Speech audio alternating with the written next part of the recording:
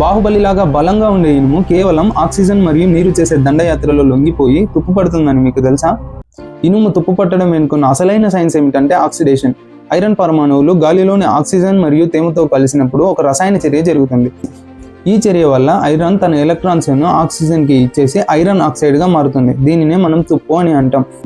వర్షాకాలంలో గాలిలోని తేమ మరీ ఎక్కువగా ఉండడం వల్ల ఈ ప్రాసెస్ ఇంకా వేగంగా జరుగుతుంది. అందుకే పాత మోటార్ సైకిళ్ళు, మన ఇంటి కిటికీలు త్వరగా రంగు మారుతుంటాయి. మనం దీన్ని ఆపలేమా? ఖచ్చితంగా ఆపగలం. ఇనుముకు గాలి తగలకుండా పెయింట్ వేయడం, గ్రీజ్ పూయడం, గాల్వనైజేషన్, ఎలక్ట్రోప్లేటింగ్ మెథడ్స్ ద్వారా దీన్ని ఆపవచ్చు. గాల్వనైజేషన్ అంటే ఇనుమును వేడి ద్రవరూప జింక్లో ముంచడం. ఎలక్ట్రోప్లేటింగ్ మెథడ్ అంటే ఒక కెమికల్ సొల్యూషన్లోకి కరెంటును పంపించి మెగ్నీషియం, జింక్ వంటి లోహాలను ఐరన్ పైన పేరుకుపోయేలా చేయడం. పై 4 మెథడ్స్ ద్వారా ఆక్సిజన్ మరియు నీరు చేసే దండయాత్ర నుంచి మనం ఇనుమును రక్షించవచ్చు. ఇలాంటి మరెన్నో ఇంట్రెస్టింగ్ వీడియోస్ కోసం ఇప్పుడే సబ్స్క్రైబ్ చేయండి.